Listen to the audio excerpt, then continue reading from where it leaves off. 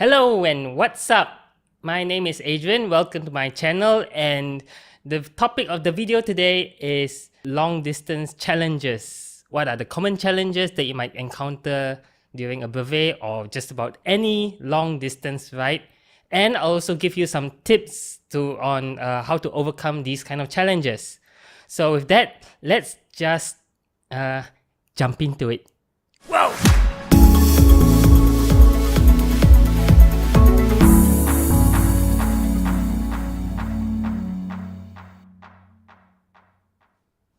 Whoa! Those logos are kind of dangerous. Have to be quite careful of them. Anyway, so let's begin. So the first kind of challenge and the most common challenge during any ultra long distance cycling is the mental challenge. So some people call it mental fatigue, some people might call it mental exhaustion, but the basic thing is long distance rides can take a very long time. So during that entire time, you might start developing negative thoughts, things like, are we there yet? This ride is really going long. When am I going to finish? And are we there yet? And why or how did I even talk myself into doing such a ride? This is taking forever. Are we there yet? Negative thoughts like that can eventually lead to you deciding to give up or just call it quits, and that can be a bad thing. Or, well, especially during a Randonneuring or brevet challenge where there is no broom wagon to come and pick you up, so you have to somehow find your way to get back. First of all, you try not to think of a long distance ride as one big giant thing that you need to complete, because the longer the ride, the bigger the thing is, the more overwhelming you may feel, especially if you've never done this kind of distance before. So rather than think of it as one big thing to complete, try to split it up into smaller chunks. During an audax or a brevet, for example, you may have checkpoints, and those are very good places to set intermediate targets. And if the audax has been organized well enough, these checkpoints are usually quite well spaced in between the entire ride. So they make good places to look forward to, set your mind on that point alone. And another important thing is try to think happy thoughts. Think about what you're going to do at the checkpoint. Maybe there's a great meal there waiting for you. Maybe think about the moment you reach the checkpoint, and after stamping your brevet card, you're going to have a nice cool bottle of Coke or something like that. Now, besides checkpoints, you can even further subdivide them into smaller targets. For example, instead of 100 kilometers, you might set your target to half of that, maybe 50 kilometers. And you may develop this kind of strategy where you want to ride 50 kilometers and rest for 10 or 15 minutes. So you can set your mind just on that. I'm going to do 50 kilometers, and then I get to rest and maybe enjoy a nice cool drink. You can even further subdivide that. For example, using the cue sheets. If you're given cue sheets on your brevet card or similar, you might think of let's say 30 kilometers to the next junction, and I need to turn left over there. Then you can relate this 30 kilometers to some of your previous rides and think, hey, 30 is a lot shorter than what I usually do on a Saturday morning ride. You can try to relate these distances to some of your accomplishments, and that will help you get through the ride a lot better. So the next challenge, and a very common one that I like to address, is what I like to group as fit issues. And by fit, I mean bike fit. So basically, things like saddle sores, saddle pain, arm and neck pain, all those kind of things. Now, in order to understand how fit works, think of a cyclist sitting on a bike and having 3 main contact points to the bike. That's where your weight is distributed. Some of your body weight goes to the pedals, some go to the saddle, and some go to the handlebars. Now, when you have just started a ride, for example, in the morning, your legs are still fresh, typically you find that you can apply more power to your pedal stroke when you are fit and fresh. You also find that you may be able to push higher speeds, and in general, you just feel stronger at the beginning of any ride. But the longer the ride goes on, as fatigue sets in, you'll find that you might not be able to apply as much power as you did at the beginning. So the less power you apply to the pedals, the less weight gets applied to the pedals. So because of this, there is going to be a shift. If you can't apply enough weight to the pedals, your body weight has to be held up somewhere else. And guess where that goes? The handlebars and the saddle. That's why during long distance rides, fit issues start to manifest the longer you ride. Now, unfortunately, there's not much that you can do during a ride itself. At most, you can try to keep your, shall we say, bum clean. Like, for example, maybe every 4 hours or every 100 kilometers, you might make a stop to go to a toilet and clean or wash your bum. The important thing is to get rid of all the sweat, keep your bum clean and dry. So that will help. You may also employ the use of chamois cream if you are used to those kind of products. That may help also. But most fit issues are going to be resolved before you even start an event. And there are generally two ways to do this. You either go for a bike fit.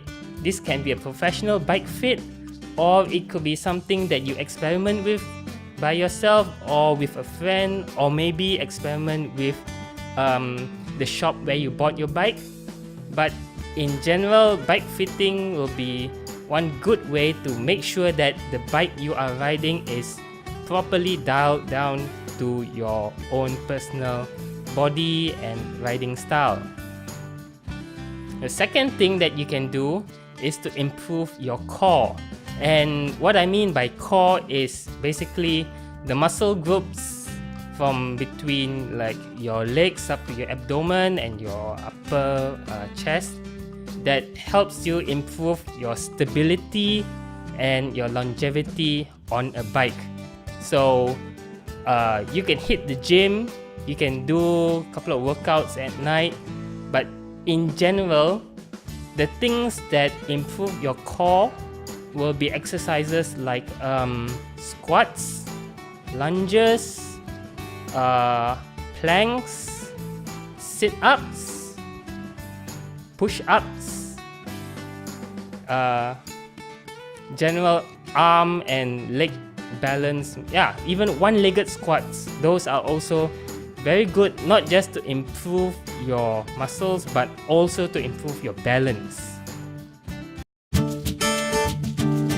So moving on, now this may depend a lot on which country or which region you come from, but in many countries you're going to run into hot weather. Even at 200 kilometers, there is a very good chance of riding into the afternoon, maybe even early evening, depending on how fast or how slow you are.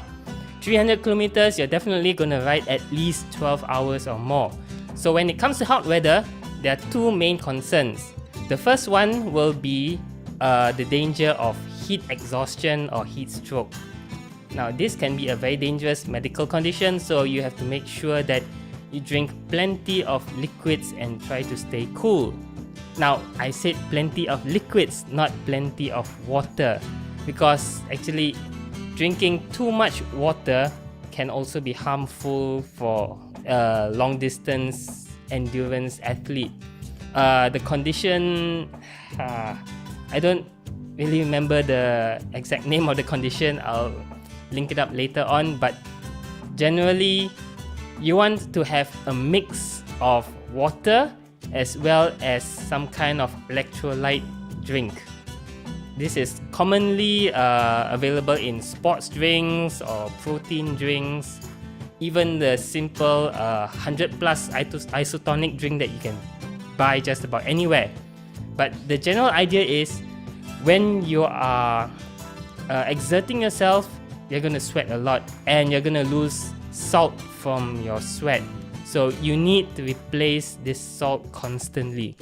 I know some cyclists even carry salt sticks or even rehydration salts which they mix into their drink. So generally you carry 2 bottles of water, one with normal water and one with some kind of isotonic or electrolyte or salt drink, and you make sure you drink both. Now, the second concern would be sunburn. For this, the solution is simple. Carry sunblock or basically suntan lotion. Ideally, carry the ones that are designed for sports and endurance. Typically, these will last for 4 hours, so you want to make sure that you reapply a new coat every 4 hours.